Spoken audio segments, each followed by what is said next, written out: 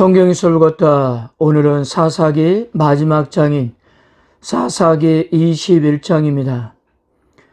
어제 이스라엘 나머지 지파들과 전쟁을 했던 베냐민 지파는 광야로 급히 도망간 600명을 제외하고 모두 죽었습니다. 처음에 이스라엘 백성들은 베냐민 사람들에게 대한 분노가 가득했지만 전쟁이 끝난 후 이스라엘 공동체 중 하나가 완전히 사라질 위기에 처했다는 것이 그제서야 생각이 난 것 같습니다.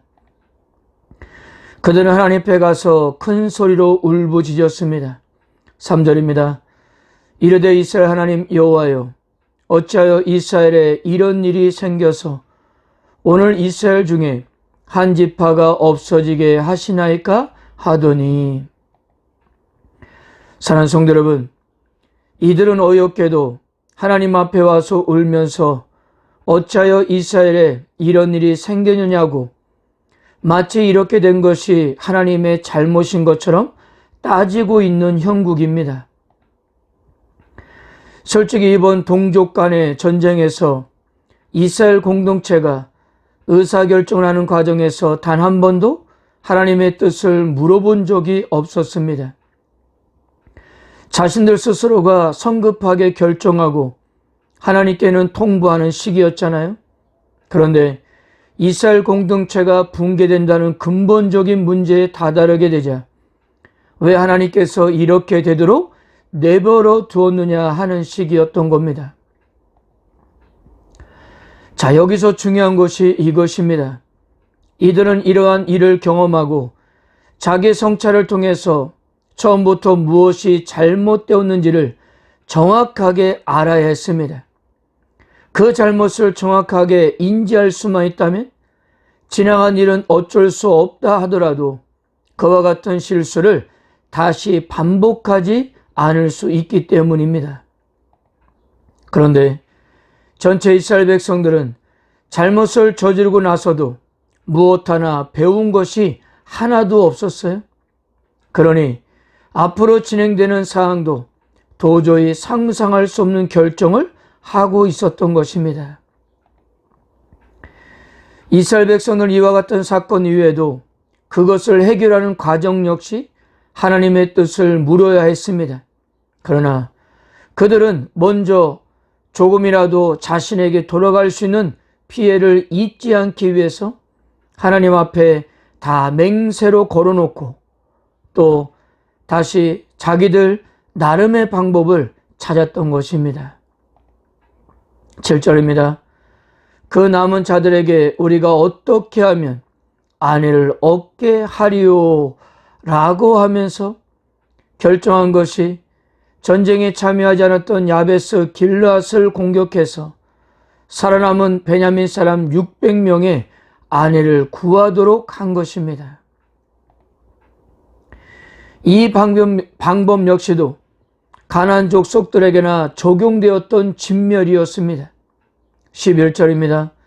너희가 행할 일은 모든 남자와 및 남자와 잔 여자를 진멸하여 바칠 것이니라 하였더라.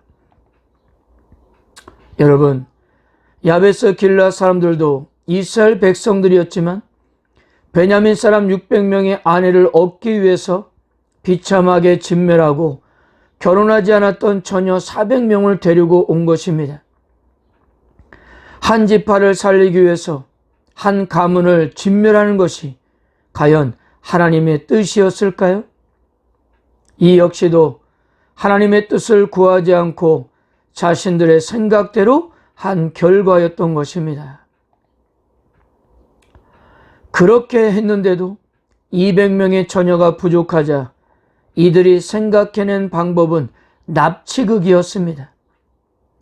실로에서는 매년 여호와의 명절이 있었는데요.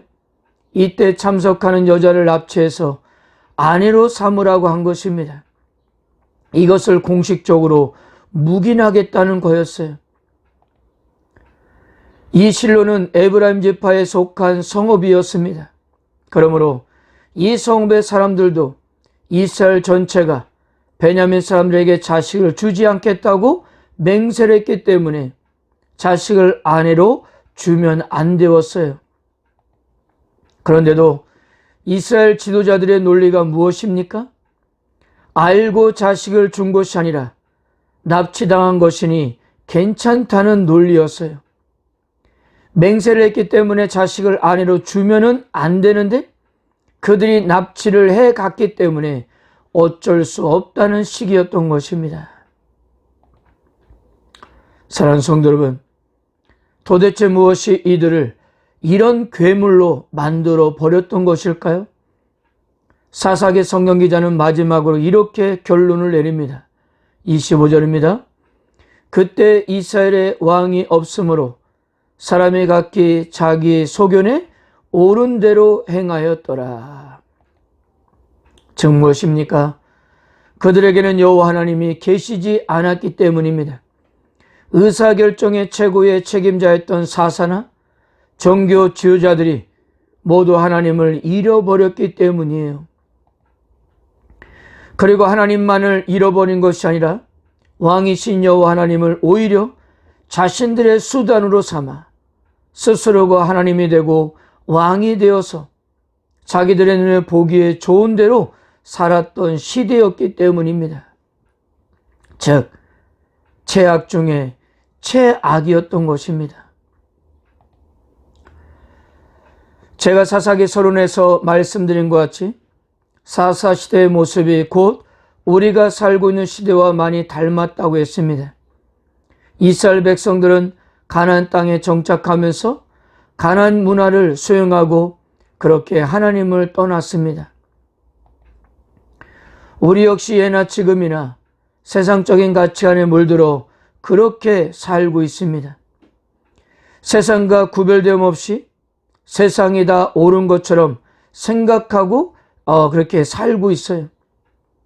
교회 안에서 믿는 우리들 안에서 참으로 말도 안 되는 일들이 얼마나 일어나고 있습니까? 그런데 우리들도 그것을 다 합리화시키면서 살고 있는 것이 아니에요? 그러므로 사랑하는 성도 여러분, 이 사사기는 하나님의 기준과 가치관대로 살지 않고 각자 자기 마음에 드는 대로 산다면 어떤 결과를 초래하는지 적나라하게 보여주고 있는 것입니다. 그렇다면 앞으로 우리는 어떻게 살아가야 할까요? 답은 분명한 것 같습니다. 사사시대의 이스라엘 백성들처럼 살면 안 된다는 것입니다. 그래서 그들처럼 살지 않기 위해서는 하나님을 나의 인생의 왕으로 모시고 그분의 뜻에 순종하고 그분의 시각으로 세상을 바라보는 것입니다. 이것이 나의 현재와 미래를 승리하게 될 유일한 방법인 것입니다. 그렇다면 사랑하는 성도 여러분, 오늘 사사기를 마치게 되는데 과연 여러분들은 어떤 선택을 하면서 살아가시겠습니까? 어떤 선택이건 사사기는 우리에게 그 결과를 분명하게 소개하고 있는 것입니다. 하나님을 나의 주인으로 모시고 그분의 뜻에 순종하면서 믿음으로 살아가기를 바랍니다. 힘들고 어려워도 하나님의 시각으로 세상을 바라보십시오. 하나님께서 은혜로 함께 할 것이고요. 우리의 삶을 책임져 주실 것입니다. 우리 삶을 통해서 하나님의 영광이 나타나는 은혜가 있기를 축복합니다. 아멘.